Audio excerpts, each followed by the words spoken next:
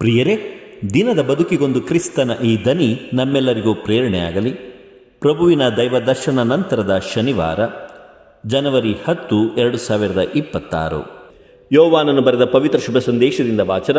3ನೇ ಅಧ್ಯಾಯ 22ರಿಂದ 30ರವರೆಗಿನ ವಚನಗಳು.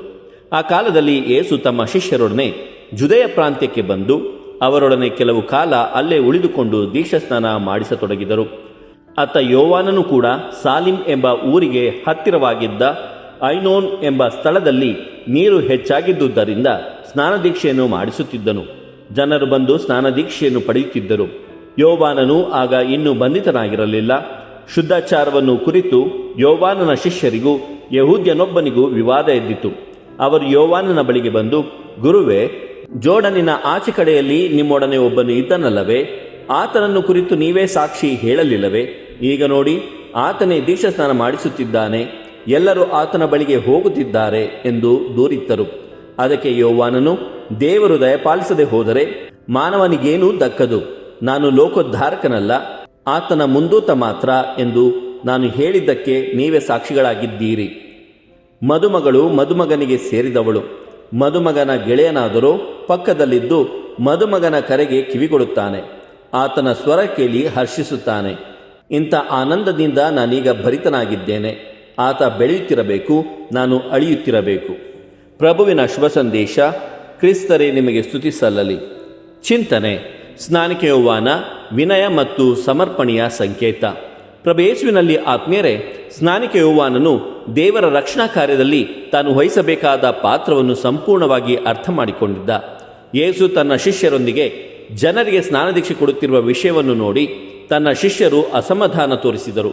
ಆದರೆ ಯೋವಾನ ಮಾತ್ರ ಸ್ವಲ್ಪವೂ ಕಳವಳಗೊಳ್ಳದೆ ಸ್ಪಷ್ಟವಾಗಿ ಹೇಳುತ್ತಾನೆ, ನಾನು ಲೋಕೋದ್ಧಾರಕನಲ್ಲ, ಆತನ ಮುಂದೂತ ಮಾತ್ರ ಎಂದು.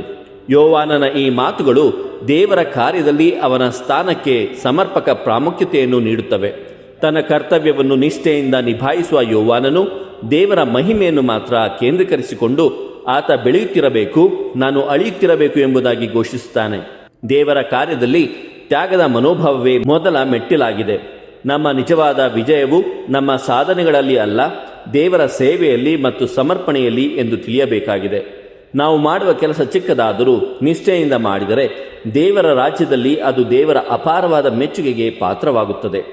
ಯೋವಾನನಂತಹ ವ್ಯಕ್ತಿಯು ದೇವರ ರಾಜ್ಯದಲ್ಲಿ ತನ್ನ ಪಾತ್ರದ ಮಹತ್ವವನ್ನು ಮತ್ತು ಜವಾಬ್ದಾರಿಯನ್ನು ಸಂಪೂರ್ಣವಾಗಿ ಅರಿತು ತನ್ನ ಪ್ರಸಿದ್ಧಿಗಿಂತ ದೇವರ ಮಹಿಮೆಯನ್ನು ಕೇಂದ್ರವಾಗಿಟ್ಟುಕೊಂಡು ಬದುಕುತ್ತಾನೆ. ಈ ತತ್ವಗಳು ನಮಗೂ ಮಾರ್ಗದರ್ಶನ ನೀಡಬೇಕು. ನಾವು ಮಾಡುವ ಕಾರ್ಯಗಳು ದೇವರ ಮಹಿಮೆಗಾಗಿ ಮೀಸಲಾಗಿರಬೇಕು. ದೇವರು ನಮ್ಮೆಲ್ಲರನ್ನು ಆಶೀರ್ವದಿಸಲಿ. ಇದು ಧ್ವನಿ ಮಾಧ್ಯಮ ಮನೆಯ ಕೊಡುಗೆ. ಧ್ವನಿ ವಂದನೆಯ ಸ್ವಾಮಿ ಶಾಂತಕುಮಾರ್ ಜೆ, ಬೆಂಗಳೂರು ಮಹಾಧರ್ಮಕ್ಷೇತ್ರ. ಪ್ರಿಯರೇ, ಈ ಚಾನೆಲ್ ಅನ್ನು ಸಬ್ಸ್ಕ್ರೈಬ್ ಮಾಡಿ ಪ್ರತಿದಿನ ದೇವರ ವಾಕ್ಯವನ್ನು ಆಲಿಸುತ್ತಾ ಅದನ್ನು ಇತರರೊಂದಿಗೆ ಹಂಚಿಕೊಳ್ಳಲು ನಮಗೆ ನೆರವಾಗಿರಿ. ಧನ್ಯವಾದಗಳು.